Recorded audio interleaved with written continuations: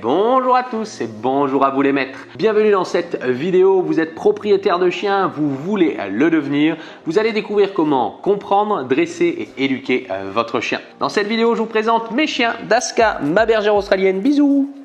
Ma bergère australienne de 8 ans et Drogon, mon berger allemand de 2 ans et demi. Je suis éducateur et je veux vous partager ma passion et mes conseils, alors n'hésitez pas à mettre une papate bleue pour éduquer et éduquer votre chien. Bon visionnage et n'hésitez pas à partager cette vidéo à toutes les personnes que vous connaissez qui ont un chien et qui ont besoin d'appliquer mes conseils.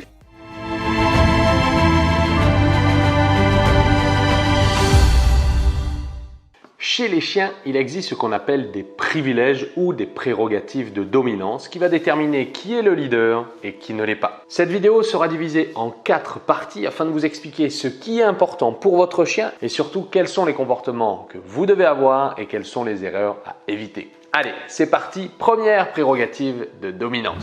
La première prérogative de dominance est au moment des repas avec votre chien. En effet, chez les chiens, ils ont un mode de fonctionnement différent du nôtre et c'est un privilège pour eux d'avoir accès à la nourriture. Le leader va donc avoir accès à la nourriture en premier, c'est pourquoi il est conseillé que d'abord vous vous occupiez de vous, en l'occurrence vous mangez d'abord et ensuite votre chien. Mais ce n'est pas tout, les chiens ne vont pas que se contenter de manger, les premiers pour devenir les leaders. En plus, les chiens vont chercher à regarder les autres. En l'occurrence, c'est pour ça que l'endroit où votre chien va avoir sa gamelle est important.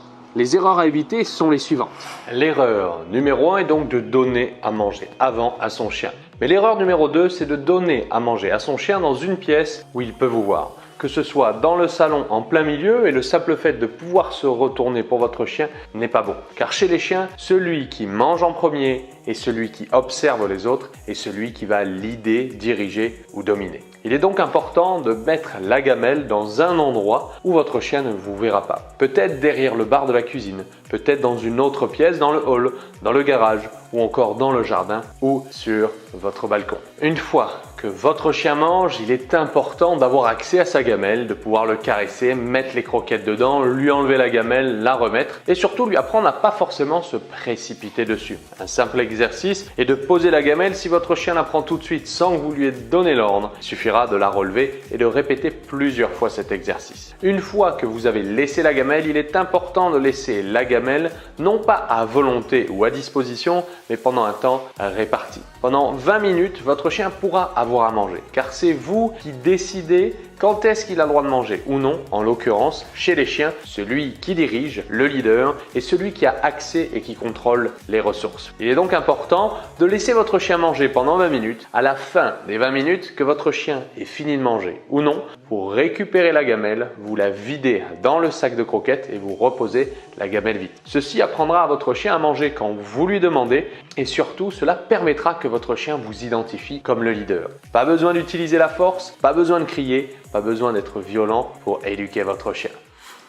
Quand c'est l'heure de manger pour vous, il ne faut pas que votre chien soit à côté de votre repas. En effet, comme vous l'avez compris, ce qui est important pour votre chien, c'est qui a accès à la nourriture. Vous devez manger en premier. Votre chien doit donc ne pas être à côté de vous quand vous mangez, mais votre chien doit être au panier. C'est un petit peu comme si vous mangez et que vos invités vont vous piquer dans votre assiette, vont se servir directement chez vous. Il y a des règles et un cadre à mettre en place. Donc au moment où je mange, je ne veux pas avoir mes chiens à côté de moi car c'est important qu'ils comprennent que quand je mange, c'est moi qui mange d'abord et qu'ils me laissent tranquille. Allez, la meute au panier.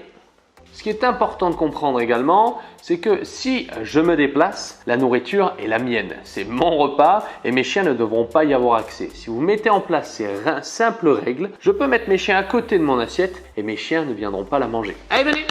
Venez! Je peux faire exprès par exemple, voilà, de mettre mon chien Drogon à côté de mon assiette et simplement partir, aller récupérer une bouteille d'eau ou quelque chose dans ma cuisine et revenir simplement tranquillement. Grâce à ces règles, mes chiens vont me percevoir comme le leader et vont donc comprendre que c'est donc mon repas et pas le leur. Au moment où j'aurai fini de manger, mes chiens pourront avoir leur repas. Je suis donc en train de manger et admettons que j'arrive à la fin de mon repas et que j'ai terminé mon repas ou pendant mon repas, je vais avoir tendance à vouloir donner des restes à mon chien. Que ce soit un morceau de pain, que ce soit de la viande, que ce soit des pâtes ou des légumes. Eh bien, j'apprends à mon chien des mauvaises habitudes et des mauvaises manières. Pourquoi? Premièrement, je vais apprendre à mon chien à rester à côté de moi à table. À terme, mon chien aura tendance à venir quémander, à venir en plus solliciter les invités. Mais surtout, troisièmement, bien chez les chiens, le leader ne va pas forcément partager sa nourriture au moment du repas. Ça, c'est une question de préférence. Si vous souhaitez donner des restes à votre chien, vous pouvez le faire, mais une demi-heure après votre repas et surtout pas au moment où vous mangez. Pour d'autres, si vous ne voulez pas donner les restes, ce qui est mon cas, je ne donne pas des restes à mes chiens.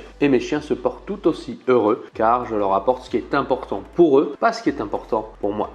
Et voilà, j'ai fini de manger, c'est donc au tour de Daska de manger. Alors si vous avez plusieurs chiens, faites-les manger après. Moi dans cette vidéo, j'utilise Daska comme exemple. C'est donc l'heure de son repas. Par contre, ce qu'on ne veut pas, c'est de vouloir venir donner la gamelle et que le chien se précipite immédiatement dessus. Le but du jeu est d'avoir un chien qui va attendre que je lui donne l'ordre car c'est très important pour eux. Daska, en avant, mange! Et mon chien peut venir manger pendant que mon chien mange. Je n'hésite pas à venir caresser mon chien, mettre la main au-dessus de la gamelle par exemple pour l'empêcher de manger, reprendre la gamelle, la reposer. Allez, mange. Très bien. Pour lui apprendre que c'est aussi mon repas, on va dire, ou que c'est aussi à moi et que je n'ai pas envie que mon chien développe des mauvais comportements. Voilà donc pour la prérogative de dominance au niveau des repas. Les 4 règles sont les suivantes. 1. Votre chien devra manger après vous. 2. Votre chien devra manger dans une autre pièce afin qu'il ne puisse pas vous voir pendant qu'il mange. 3. Votre chien devra être au palier ou éloigné de vous pendant que vous mangez. Et 4e, évitez de donner des restes ou ne donnez pas des restes pendant que vous mangez, mais après votre repas. Deuxième prérogative de dominance, c'est la prérogative au niveau des contacts, des jeux et des câlins. En effet, il y aura des règles également à mettre en place quand c'est l'heure du moment câlin avec votre chien, car votre chien va reproduire les mêmes comportements qu'il va avoir avec les autres chiens. Afin d'être bien défini comme le leader, et vous l'avez vu qu'on n'a pas besoin de crier, de s'énerver ou d'utiliser la force, mais plus vous allez comprendre votre chien, plus vous allez le respecter, car vous saurez ce qui est important pour lui, et plus vous aurez une relation de complicité avec votre chien. Quelle est la règle du jeu avec votre chien quand 2 chiens jouent? La règle du jeu pour eux est de savoir celui qui va être le plus fort ou celui qui va vouloir dominer. En l'occurrence, c'est un petit peu pareil. Quand on est petit, quand on est enfant, on veut savoir qui est le plus fort. Votre chien a ce qu'on appelle une zone de dominance. Sa zone de dominance comprend la tête, le cou, jusqu'aux épaules ici. Toute cette zone est donc la zone qui définit soit d'avoir accès à la zone de dominance, en l'occurrence, je veux simplement devenir le leader ou je suis le plus fort dans un cas de jeu. C'est pour ça que les chiens vont venir vouloir poser une patte, 2 pattes ou carrément poser la tête quand ils jouent. Et c'est pour ça que quand vous êtes dans la rue et que vous connaissez pas un chien et que vous voulez le caresser sur la tête, souvent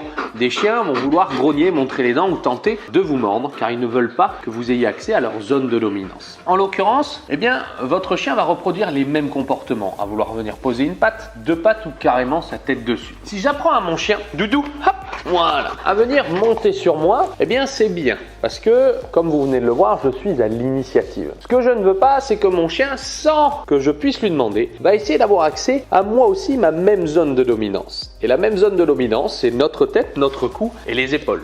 C'est pour ça que très souvent, on a des chiens qui, sur nous, vont avoir tendance à poser les pattes ici ou vont carrément avoir tendance à nous sauter dessus ou carrément à vouloir poser leur tête sur nos épaules. En langage humain, c'est de l'affection, mais en langage canin, pas forcément. A l'inverse, le leader est celui qui va être à l'initiative. Vous pouvez bien sûr demander à votre chien de lui faire un câlin, qu'il ait la tête sur vous, si c'est vous qui décidez. Mais si c'est votre chien qui décide, ce n'est pas bon pour la relation et vous êtes en train de lui apprendre qu'il peut à terme faire ce qu'il veut. Ensuite, pourquoi nous avons des chiens qui, quand on est assis sur le canapé, quand on est assis sur une chaise ou sur un fauteuil, vont avoir tendance à venir poser une patte, 2 pattes ou carrément la tête ici? Ah mon doudou, pourquoi tu as tendance à faire ça? C'est très simple.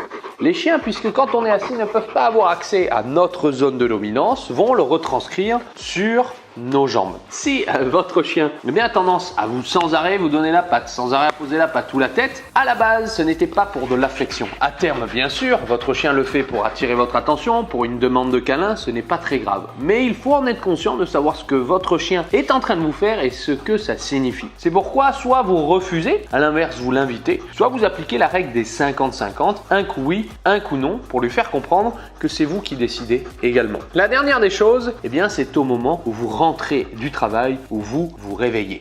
Oui, bonjour. C'est donc l'heure pour moi de partir et je vais prendre l'exemple que je m'en vais et je vais revenir et je vais solliciter Drogon à me sauter dessus pour vous expliquer ce comportement. Hello mon doudou, comment ça va? Allez hop, hop, hop. Oui mon doudou, comment ça va? Oui mon doudou, comment ça va?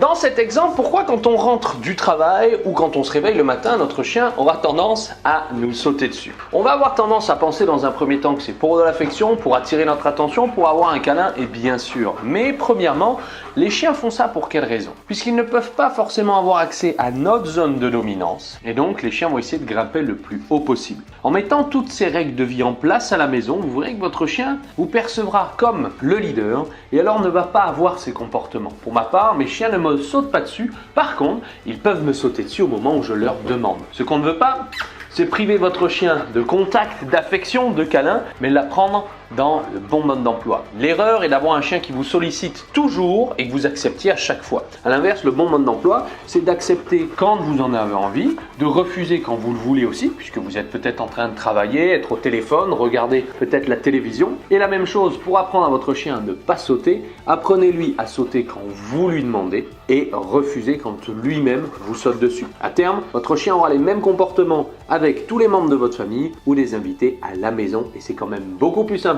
de recevoir du monde à la maison et d'avoir des chiens éduqués. D'ailleurs, vos amis vous le diront et vous en serez content et vous serez fiers de vos chiens. Allez mon doudou, hop, oui mon doudou. Admettons que je regarde la télévision et que Daska, ma chienne, va venir pour un câlin. Hey Daska, viens. Admettons qu'elle vienne d'elle-même, je vais appliquer la règle des 50-50. Au moment où ma chienne vient d'elle-même, je ne suis pas obligé d'accepter. Ce que je vais faire, vous allez voir, ça va être difficile, Daska, tu files. Je vais simplement lui demander de partir, attendre quelques secondes et inverser la vapeur en prenant l'initiative. À ce moment-là, ma puce, allez viens, ouais, hop, câlin. À ce moment-là, mon chien peut venir, je lui fais une méga fête, mais surtout, apprenez et comprenez bien une chose, que vous devez être le plus souvent à l'initiative pour éduquer votre chien. À terme, quand votre chien sera totalement éduqué, obéissant, ça n'a plus d'importance, mais toutes ces règles sont importantes, soit pour démarrer du bon pied l'éducation de votre chien, soit alors pour reprendre l'éducation de votre chien s'il ne vous obéit pas vraiment. C'est bien ma poupoute. Check. Yes. C'est l'heure de jouer avec mon chien, avec un jouet ou des cordes à nœuds par exemple, et mon chien va tirer, moi aussi je vais tirer, et par exemple pour X raison, mon téléphone va sonner et je vais lâcher. Alors ce n'est pas très grave, mais dans la tête de votre chien, il va se dire « Ah ben chouette, j'ai gagné, c'est moi le plus fort ». C'est pour ça quand on joue avec un chien, il vaut mieux à chaque fois être celui qui gagne. En l'occurrence, apprendre à votre chien que vous êtes le plus fort et on n'a pas besoin de crier, pas besoin de s'énerver, pas besoin d'utiliser la force, mais ce sont des règles importantes. Donc comment faire lâcher un chien qui ne veut pas? Vous allez venir poser vos deux mains contre les babines du chien et simplement attendre, votre chien se mettra à ouvrir la gueule.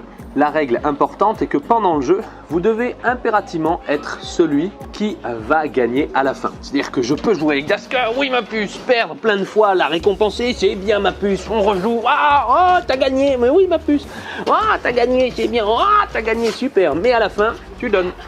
Fin de partie de jeu, c'est à moi de contrôler, on va dire, le jouet. On a fini de jouer, soit je jette, allez va chercher, et elle joue toute seule, on arrête, soit je range directement le jouet. Et voilà la bonne manière de jouer avec votre chien et surtout de l'éduquer pour le rendre obéissant et de devenir le leader tout en douceur. Voilà donc pour la deuxième prérogative de dominance au niveau des contacts, notamment les câlins et les jeux. Vous avez vu qu'au niveau des câlins, nous aussi nous avons une zone de dominance et les chiens voudront y avoir accès. L'important est de refuser quand votre chien le fait de lui-même et de l'inviter à le faire quand vous lui demandez. Le but du jeu est de le rendre obéissant quand vous demandez. Deuxième règle, on l'a vu, apprenez à votre chien à vous sauter dessus quand vous lui demandez et refusez quand il vous saute dessus. Troisièmement, on peut également appliquer la règle des 50-50. Si votre chien vient, vous dites non, vous attendez quelques secondes, vous lui demandez de partir et ensuite vous l'appelez pour un méga câlin. On ne veut surtout pas priver votre chien, mais toutes ces règles sont importantes si vous avez un jeune chiot ou si vous allez avoir un chien ou à l'inverse, si vous avez un chien mais qu'il n'obéit pas correctement. La dernière des règles, c'est au niveau des jouets. Vous devez toujours être le dernier à gagner pour montrer à votre chien que c'est votre jouet et que vous êtes le plus fort, mais bien sûr en douceur. Et ensuite, n'hésitez pas à faire jouer votre chien quand vous le demandez et pas quand lui veut systématiquement. Même règle, si votre chien vient pour jouer, vous pouvez dire non, récupérer le jouet, attendre quelques secondes et ensuite, allez Laska, on y va et on va jouer, va chercher. Le but du jeu est d'appliquer ces règles et vous verrez que dans quelques semaines, votre chien changera de comportement et deviendra plus obéissant. Et tout ça pour devenir le leader en douceur. La troisième prérogative de dominance, c'est la gestion du territoire. Et le territoire, ça comprend chez vous, que ce soit votre appartement ou votre maison, en l'occurrence chaque pièce, mais également des positions surélevées comme le canapé, comme les lits et les fauteuils. Il faut comprendre que chez les chiens, le leader aura accès à des points stratégiques. Et chez les chiens, les points stratégiques chez nous sont la chambre, le lit, les canapés ou tout ce qui peut être en hauteur. En effet, pour un chien, être en hauteur, c'est signifier qu'il est le leader. Nous avons nous également la même chose chez les humains. Ceux qui ont l'autorité ont tendance à être en hauteur. Prenons l'exemple, si vous allez au tribunal, les juges auront tendance à être en hauteur. Et à l'époque, c'était la même chose. À l'école, les professeurs étaient surélevés. Si vous faites monter votre chien sur le canapé, ce n'est pas bien grave, mais encore une fois, appliquons les bonnes règles. Admettons que je sois en train de regarder la télé et comme Drogon, mon chien vient immédiatement de monter sur le canapé. À ce moment-là, je ne vais pas accepter Drogon, tu descends. Allez, tu descends. Bon, tu descends là-bas. Et simplement lui indiquer qu'il doit descendre car c'est mon canapé. Comprenez bien une chose, pour votre chien, il est important de comprendre que tout ce qui est chez vous vous appartient et c'est à vous de contrôler les ressources et de décider quand il doit y avoir accès. À terme, quand votre chien sera totalement éduqué, obéissant, ça n'a plus d'importance. Mais comprenez bien qu'au début, si votre chien monte, vous refusez, vous attendez quelques minutes et ensuite, doudou, allez Drogon, ouais. Et là, vous pouvez faire monter votre chien sur le canapé. Ensuite, pour le canapé, comme pour le lit, c'est la même chose. Par contre, ce qui va changer, c'est les goûts et les couleurs de chacun. Certains propriétaires de chiens vont adorer avoir un chien sur le canapé et le voudront. Dans ces cas-là, appliquez ces règles. D'autres ne voudront absolument pas un chien sur le canapé. Dans ces cas-là, vous refusez et vous n'acceptez pas que votre chien y monte. Tout cela, vous pourrez devenir le leader en douceur. C'est donc la même chose au niveau du canapé, au niveau des chaises, au niveau du lit. À vous de décider quand votre chien a le droit d'y monter ou non. Ça va mon doudou? Mais oui mon gros, mais oui mon gros. Saviez-vous qu'en plus de 40% des morsures à la maison arrivent au moment où le chien est sur le canapé. En effet, le chien est sur le canapé, une personne veut le retirer, à ce moment-là, le chien vient mordre. Pourquoi?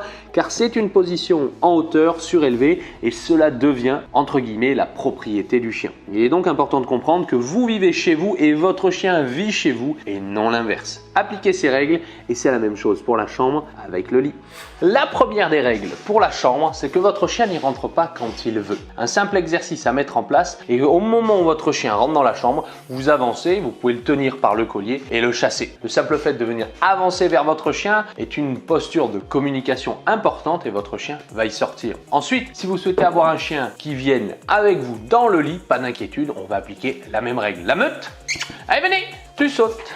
Ouais, allez ma puce, hop. Vos chiens peuvent monter sur le canapé si vous leur demandez. Eh oui les doudous, c'est bien. Par contre, au moment où vous les invitez à descendre, vos chiens doivent le faire. Daska, Drogon, on descend. Poup, poup, poup.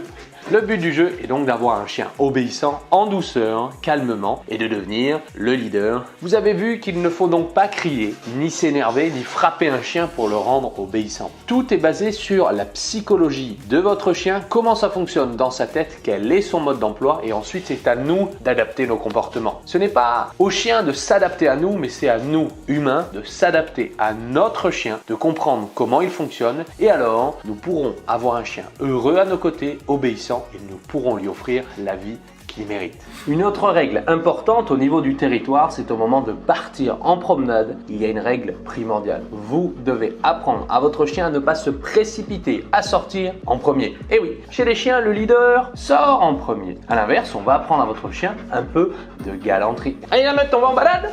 Au moment où je vais ouvrir la porte, je vais simplement demander à mes chiens d'attendre. Deux options possibles, allez go! À partir du moment où je leur demande, ils peuvent sortir, on va recommencer, allez venez! Ou à l'inverse, je vais ouvrir la porte, attendre et ensuite sortir en premier. Allez venez! Le but du jeu est donc d'avoir un chien qui respecte ces règles. Plus vous mettrez en application ces règles, plus votre chien deviendra obéissant, vous respectera et surtout vous pourrez lui offrir une belle vie à vos côtés, car n'oubliez pas une chose, plus de 50% des abandons en France, soit plus de 50 000 chaque année, sont liés à une incapacité d'éduquer un chien. Si vous appliquez toutes ces règles, votre chien deviendra obéissant, il ne déclenchera pas beaucoup de problèmes et vous allez pouvoir lui offrir une belle vie pendant plus de 10 ans à vos côtés. Dernière règle au niveau du territoire, c'est où mettre le panier de votre chien. En effet, le panier de votre chien va déterminer ce qu'il aura le droit de faire ou non, en l'occurrence s'il deviendra un leader ou non avec vous. Il est important que le panier ne soit ni au centre d'une pièce ni collé au canapé. À l'inverse, il doit être le plus loin possible du canapé, soit carrément en face à côté du meuble télévision ou le bord des murs ou dans un coin. Pourquoi? Eh bien, chez les chiens, plus on est au centre d'un territoire, plus on va avoir de contrôle et plus on va gérer l'espace. À l'inverse, plus on va être éloigné, plus le chien aura moins de contrôle et moins d'espace, donc notamment plus votre chien deviendra obéissant. Votre chien aura le droit d'aller où il veut, quand il le veut, dans votre séjour par exemple, mais quand vous lui demandez simplement d'aller à son panier, comme pour les parents, de demander à l'enfant d'aller dans sa chambre, c'est exactement la même règle. Si votre chien ne veut pas, aidez-le avec son collier par exemple, amenez-le au panier et s'il ressort, recommencez l'exercice jusqu'à ce que votre chien cède et faites-le en douceur. Vous pouvez l'aider en récompensant quand il est au panier, mais surtout ne vous énervez pas, ne criez pas et n'utilisez pas la force.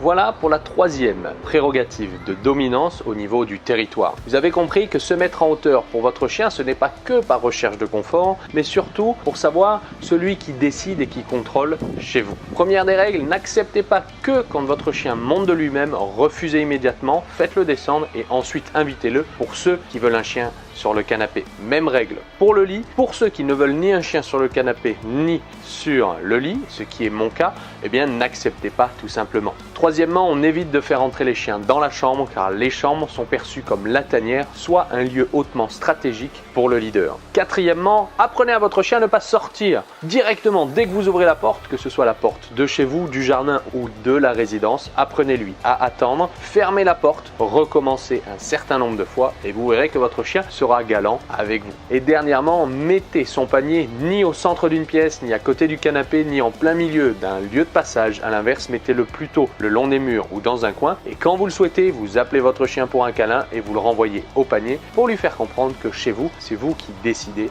et qui dirigez. Tout cela pour devenir le leader en douceur. Vous venez de découvrir toutes les règles qu'il faut pour éduquer votre chien correctement à la maison et devenir le leader. Vous avez maintenant tout en main pour le rendre obéissant, pour le rendre calme et surtout lui offrir une belle vie à vos côtés. Mais qui suis-je pour vous dire tout cela? Eh bien, je suis Vincent Marchal, l'expert canin et cela fait 7 ans que je suis éducateur comportementaliste canin. Pourquoi j'ai fait cette vidéo? Eh bien, car comme vous, avant, j'étais propriétaire de chiens. Et cela fait 7 ans que je suis devenu éducateur comportementaliste canin et j'ai pu accompagner plus de 1200 chiens et donc 1200 clients ou propriétaires de chiens à retrouver l'harmonie à la maison comme lors des promenades. Mon message est de pouvoir partager ma passion et surtout de vous expliquer comment ça fonctionne dans leur tête et comment nous devons adapter nos comportements. C'est un petit peu comme quand on conduit une voiture. Si on a un accident, s'il y a des problèmes, c'est rarement et jamais la faute de la voiture. C'est souvent par contre la faute du conducteur. Donc c'est à nous, en tant que conducteurs, d'adapter nos comportements à nos chiens. Ce n'est pas à nos chiens de changer, mais c'est à nous d'apprendre comment eux ils fonctionnent et d'adapter nos comportements. Mon souhait le plus cher est que vous puissiez partager une relation pleine de complicité et d'harmonie avec votre chien en lui offrant une belle vie, de belles promenades et en le rendant obéissant. J'accompagne chaque année des centaines de propriétaires de chiens à mieux comprendre leur animal, à l'aimer comme il le faut et surtout à lui offrir ce dont eux ils ont besoin et non pas ce que nous voulons. Il faut considérer les chiens comme un chien et l'éduquer comme un chien et non pas comme un enfant. Trop souvent, nous avons tendance à éduquer un chien comme un enfant et à lui donner ce que nous voulons. Votre chien a besoin d'un cadre à la maison pour comprendre qui décide et qui qui dirige et comme vous l'avez vu, vous n'avez pas besoin d'utiliser la force, la violence ou les cris. J'utilise des approches positives afin de rendre un chien obéissant le plus rapidement possible, tout en le respectant. Méthode positive ne veut pas dire permissive, c'est-à-dire que nous pouvons sanctionner les mauvais comportements et également récompenser les bons. Voilà pour cette vidéo. Je vous invite à liker cette vidéo pour votre chien et pour l'éducation que vous allez lui donner. Deuxièmement, n'hésitez pas à me poser toutes vos questions dans les commentaires. Et dernièrement, abonnez-vous pour rejoindre des milliers de propriétaires de chiens qui eux aussi ont éduqué leur chien. Dernièrement, je vous ai préparé 6 vidéos gratuites de formation pour vous permettre de continuer l'éducation de votre chien et de savoir comment lui apprendre les bons comportements et comment nous aussi avoir les meilleurs comportements pour devenir enfin le meilleur ami de notre chien. Ça va les loulous? On fait un câlin? Et on n'oublie pas, EducDog, l'éduquer c'est l'aimer.